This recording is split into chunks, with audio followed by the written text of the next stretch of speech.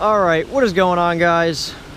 Today I figured I'd do a video on something that kind of, I don't think it's brought up frequently, but something that I kind of ask myself sometimes, and, you know, I guess some people do ask too, you know, are Crown Vics ever going to return back, you know, into being, you know, manufactured, ever going to make Crown Vics again?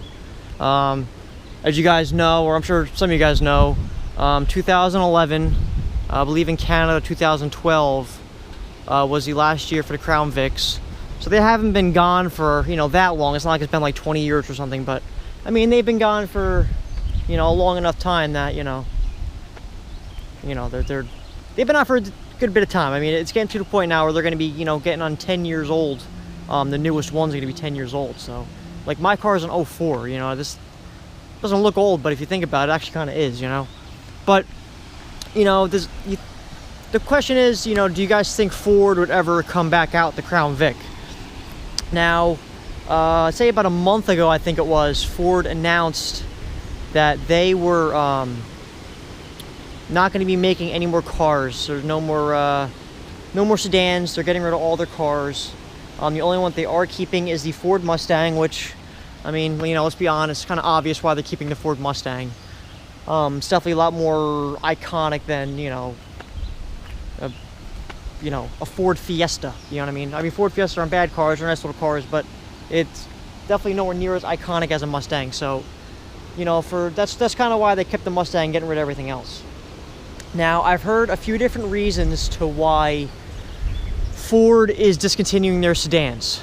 One is sales. The numbers aren't really doing that great as what they were years ago. Like, the Fusion's gone down and the Taurus has gone down.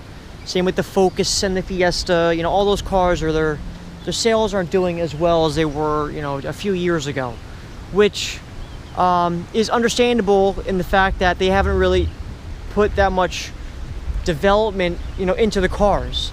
They've pretty much been the same for the last 5 years, I'd say. 4 or 5 years. The Taurus, the Fusion, everything's been the same, besides maybe the Focus.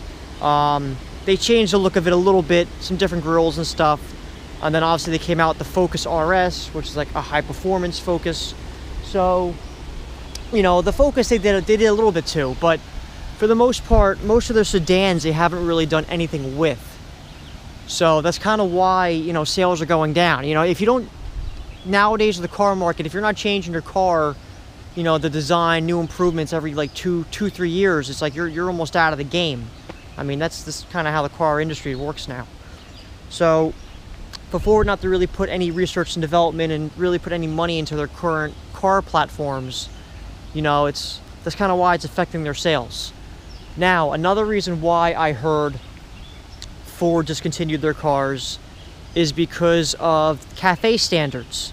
I'm not exactly 100% sure what all the CAFE standards are, but, you know, it's certain rules and regulations you have to follow when you make a car. Like, turn signals have to be in a certain length, and there's a lot of different things when it comes to CAFE standards what a car has to have. Like, now every car is mandated to have a backup camera and all that. You know, that all has to do with the CAFE standards. Cars either have a certain MPG, otherwise they can't be sold because they don't meet MPG requirements.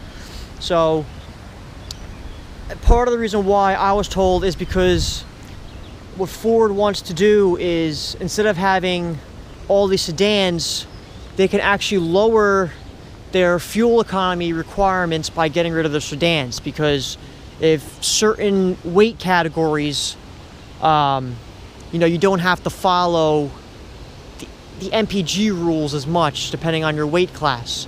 So if you have a little Ford Fiesta, obviously they're not that heavy. I don't know how much they weigh, probably like 3,000 pounds or something. You know, if you have a lot of cars that are under, let's say, 5,000 pounds, you need to hit a certain fuel economy on the cars you manufacture. So the reason why they discontinue those cars is that way they can fall into a different weight class, in a sense, for the CAFE standards. That way their trucks, their SUVs, they don't have to follow as strict as fuel economy guidelines as another manufacturer. So that's another reason that I've heard, which actually does make sense. I don't know if it's true, but that's kind of what I've heard as well. So, I mean, it does make sense.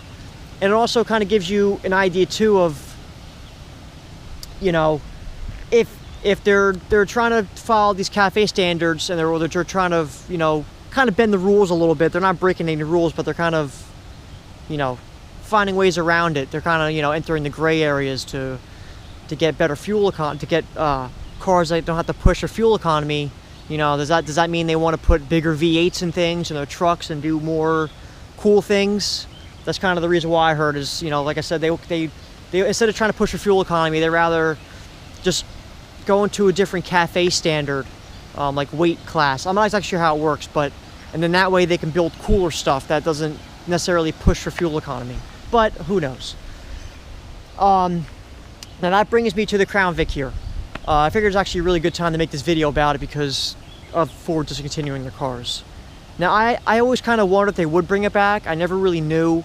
There's not really, honestly guys, there's not really a place for this car. It's very outdated, you know, no one really wants a rear-wheel drive sedan. Even if they do have a rear-wheel drive sedan, they don't really want a V8. They don't really need a body on frame. So there's a lot of different things that this, you know, people don't really want in a car like this. So I'm not saying it's a bad car. I love this car. You know, a lot of people love them, and they're one of the best cars ever made, period. There's really no debate on that. But for most people, they're not looking at cars like these. I mean, when they were making the Crown Victoria every year, the sales were going down. But once again, they didn't really put that much research and development and put more, you know, thoughts and ideas into these. They kind of just left them how they were, and that's why sales were going down. Now, fleet sales, they did really well. You know, these were like top dog when it comes to being cop cars, taxi cabs, fleet vehicles for like limos, maybe not necessarily the Crown Vics, but the Lincoln Town cars. You know, they kind of held the market for the limos. So the Panthers were really shined in the fleet market. Now Ford pretty much replaced the Crown Vic with the Taurus. Now, obviously years ago they were side by side, they're different cars, but they decided to use the Taurus as pretty much a replacement for the Crown Vic. Now the Taurus is not a bad car, definitely a good car. I like them personally, especially the SHO or the Show. They're a pretty badass car. But you know, they're definitely different in a lot of ways. In fact, they're different in pretty much every way. They're not really similar whatsoever. And it's, you know, if Ford were to bring back the Crown Vic, which I don't think they are now, with them discontinuing their sedans, but if Ford were to bring back the Crown Vic, you know, kind of makes you wonder how they would bring it back. Most likely wouldn't have a V8. I'm assuming it'd probably have an EcoBoost motor in it. It might be rear-wheel drive. They might keep the rear-wheel drive. They are definitely not going to keep the body on frame. I don't think they do that. They probably make it a unibody. Keep costs down. Unibodies are cheaper to make than body on frames. So to help keep their manufacturing costs down. I don't think it'd be as big. Definitely be better on fuel economy. But it definitely wouldn't be the same car it is now that we all know and love. It would definitely be something a lot different. And it kind of makes you wonder if they'd even want to bring back the Crown Vic, because why bring back the Crown Vic and make it so much more different than what it was? You know what I'm saying? If anything, they'd probably just create a new car, put it under something like somewhat similar but under a new nameplate. Like I heard a couple years ago, like a year ago, that the Crown Vic actually might be returning back, and it was going to be under the Fairlane, like the Ford Fairlane nameplate. Obviously, that's not going to happen now. Personally, I didn't think it was actually going to happen, so I didn't really believe that anyway, but that was some rumors. And, you know, especially with them killing off their sedans now, personally, I don't ever see the Crown Vic returning, at least not anytime soon. If we ever get a Crown Vic back, though, it's definitely not going to be like this. I mean, the Crown Vic wasn't really around for that long, if you honestly think about it. The name Crown Victoria was in like 55, but it was like a package on a Ford, I believe it was actually a Ford Fairlane, oddly enough. I believe it was a package, like a, you know, like there's a police interceptor. It was a Ford Fairlane Crown Victoria. So it was like a package you could get for the Fairlane. But the actual Crown Vic nameplate didn't come around until I think like I don't know, 92 or something, 91. I don't know when the exact, maybe 90. Because it used to be the LTD, which is similar, but you know, it wasn't actually a Crown Victoria. It was, you know, something else. So I don't know. It makes you kind of wonder if they ever are going to come back with a Crown Vic here. Like I said, it's definitely not going to be V8. Most likely not going to be V8. That is a possibility. It's definitely not going to be body on frame. That I can say for sure. Rear-wheel drive might be a possibility. Front-wheel drive or also all-wheel drive would be a possibility. There's a lot of different things that they could do, but I don't think it'd be as roomy. Probably not as nice as a car. Oh well, I kind of disagree. It may be a little bit nicer, but another thing about Crown Vics too is the interiors. Love that ding. Is the interiors. They're very just dated in here. You know, they're just really dated. They're so basic. And if they came back out with it, at least as a like police interceptor model, as like a fleet car, you know, I don't know if they'd go back to this kind of this basic. I mean, they're gonna have a backup camera. That's mandatory. There's a lot of things they're gonna have that's mandatory. Side curtain airbags. I mean, these do have front airbags. I don't know if there's airbags anywhere else. I'm not sure. I think the seats have airbags too. So I mean, I don't know personally. As much as I want to say they would bring back the Crown Vic, I don't think they would. They're not as iconic as a Ford Mustang. I mean, yes, they do have a cult following. They definitely do. People do love Crown Vics, but nowhere near the level as a Ford Mustang. They don't have the same abilities as a truck would. You know, they're kind of a car that no one really wants anymore. It's not something that's really popular. And I can't really see people being like, oh yeah, I really want to buy some old sedan that, you know, they stopped making 20 years ago, because the Crown Vics are pretty much the last car like this. The only car that was comparable is like a Caprice. And that ended in like 96 or 7. So, I mean, you know, pretty much any car like this has been gone for like 20 years. It's been a long time. This is like the last breed here, you know.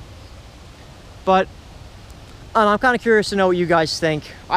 Personally, I don't think it's coming back anytime soon. And if Ford is definitely going to be killing off their sedans, then, I mean, it's definitely not going to come back. Unless they do something like Mitsubishi's doing with their crossover, where it's the Mitsubishi Eclipse is now like a crossover instead of like a sporty little car. So I don't know. I'm not a fan of the Eclipse personally. Everything's now is crossovers. I think they should have just named it something else and not named it an Eclipse, but whatever. I'm not the one that runs these companies, so what do I know?